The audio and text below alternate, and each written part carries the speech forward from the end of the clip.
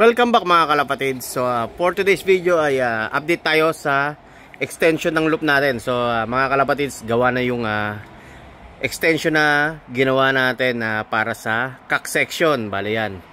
So bali tatlong section na to. So naglinis nga tayo ng loop, kararating lang natin. Tapos nagpaligo tayo ng mga young bird natin mga kalapatids. So ito nga pala yung in-extension natin. Bali 1.8 meters yung haba nito. So bali yung release door nya nandito mga kalapatids. Ito sa taas. So kailangan natin ng hagdan. Ayan yung release door mga kalapatids. Tapos yung pinto natin, ito bali fiberglass to.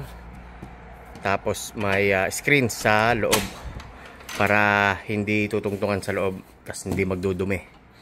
Ayan. So bali yung sliding door natin na ikabit na natin mga kalapatids. Yan. Bali yung likod yan dati nung wala pang extension, ang nakalagay dyan yung mga box perch. Yan. So tinanggal ko dito. Tapos ito may sliding door na. So hinihintay ko pa yung in-order ko na gulong na bakal mga kalapatids. Tulad nung ibang sliding door natin. Ayan. Bali sliding door din siya. So nung tinanggal ko nga to, napakaluwag mga kalapatids. Ayan. Diretso yan hanggang dun sa hen section. So dito yung mga young bird section natin. Ayan, bagong ligo yan. So nandito yung box perch natin. Bali 20 na butas to para sa cock. Tapos may clear roof din siya para maliwanag mga kalapatids. So hindi ko na lalagyan ng viewing area dito kasi mga old bird naman ang ilalagay natin dito. Yan, yung panlaban natin ng old bird cock. Tapos sa pinakadulo yung hen section. Ayan dito. So tagus tayo dito mga kalapatids. Ayan. So dito nga yung dating pwesto ng box perch natin. So ito yung mga young bird natin mga kalapatids. Merong ilang old bird na dito. Tapos dito sa breeding section naman, ayan, tagusan yan. Update tayo dun sa mga painakay natin na 11 mga kalapatids. So unahin natin, ito yung anak ni Tatang tsaka ni 3951. Ayan, malaki na mga kalapatids. So malaking inakay itong dalawang to kasi nga yung si Tatang malaki. Tapos yung 3951 ay malaki rin. Ito, yung dalawang yan. Yung blue check na yan. Tapos sumunod, ito yung si Kulit. So malaki na rin to. Kaedad nung isang yung dalawang blue bar natin na nasa baba, kaedad niya nung January 6 na pisato mga kalapatids. Bali blue check. Tapos sumunod yung sa grizzle, eto.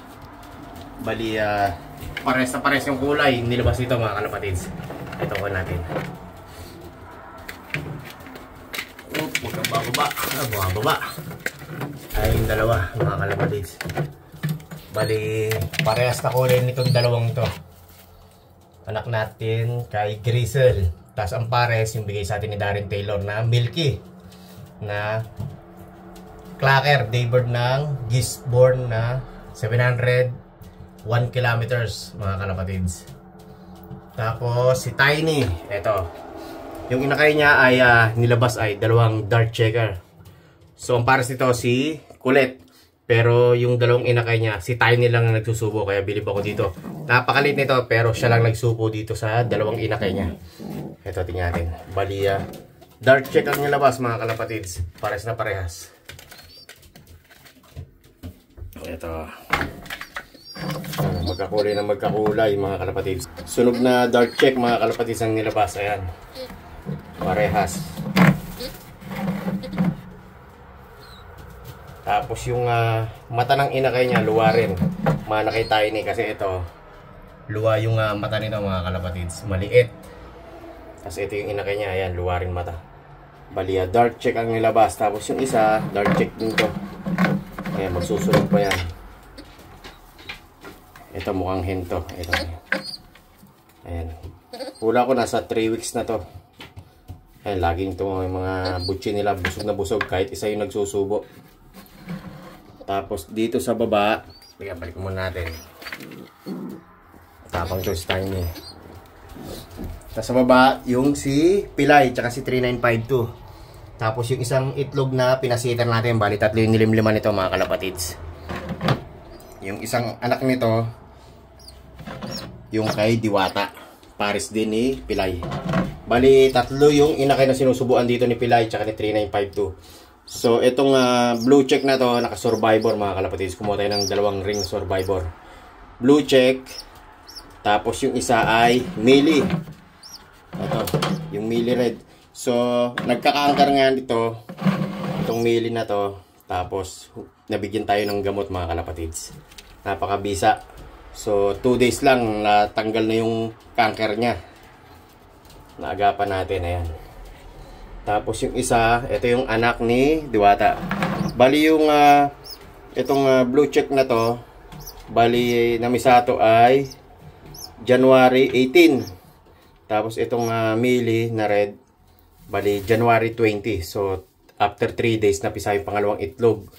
Tapos ito January 21. So kaya medyo mali ito. Malaki yung agwat dahil 4 days ang pagitan mga kalapatids. Pero ito, habol to. Tingnan nyo yung butche. Busog lahat yung mga inakain ng mga young bird natin mga kalapatids. Ito, hula ko anto. Blue bar white flight, yan. Or hindi pa nalabas yung pagkakulay niya. Pero lahat ng pakpak niya, white flight. Manong-mana kay Diwata. So, 3 sinusubuan dito mga kalapatids. Buti masipag magsubo yung mga breeder natin mga kalapatids. Tapos yung isa doon, yung anak din ni Pilay tsaka ni 3952 yung pinasiter natin na isa. Bali dalawa sana yun, hindi nakalabas yung isa itlog. Tingin natin. So mga kalapatids, ito yung anak ni Pilay. Ayan, may puyo sa dibdib. Ayan, pataas yung tubo ng balahibo niya. Ayan. So kakto dahil may itim sa mga balahibo, ayan o, yung sa buntot niya tsaka sa pakpak. Ayan, kak yan mga kalapatids pag may mga itim. So kakulay ni Pilay mga kalapatids. So red check din ang nilabas. Tapos yung second clutch nila ay blue check tsaka Mili mga kalapatids yung nilabas. Ayan yung painakin natin. So tignan ulit natin yung loop natin mga kalapatids. So bali itong loop na dinugtong natin mga kalapatids, bali dito yung kak na mga panglaban natin. Tapos dito yung mga young bird natin, yung 11 i-harvest pa natin.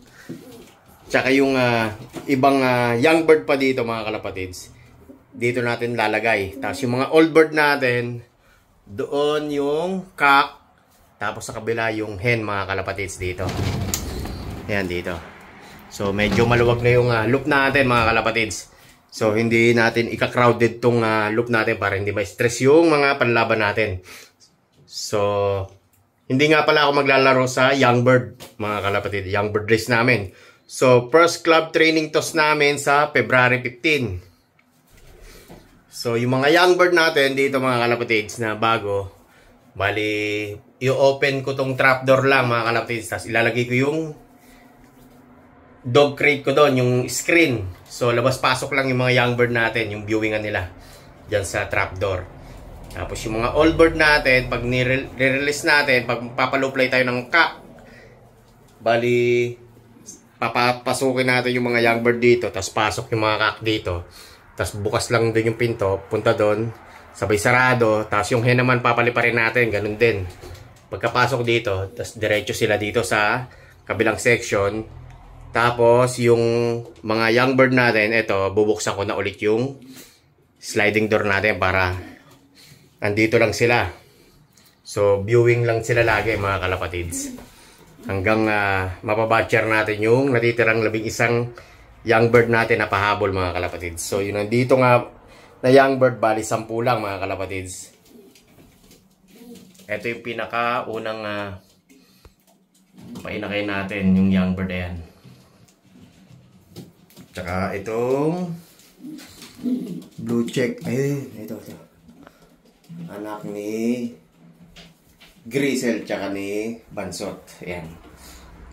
Tapos yung nabalda sa atin, yung nalaylay yung pakpak mga kalapatids ay okay na. Ito si Melee. Ayan. So, hanggang dito na lang mga kalapatids. Don't forget to like, share, subscribe. John and Danny Lu, Pigeon Racing. Ingat and happy flying sa inyong lahat. God bless mga kalapatids.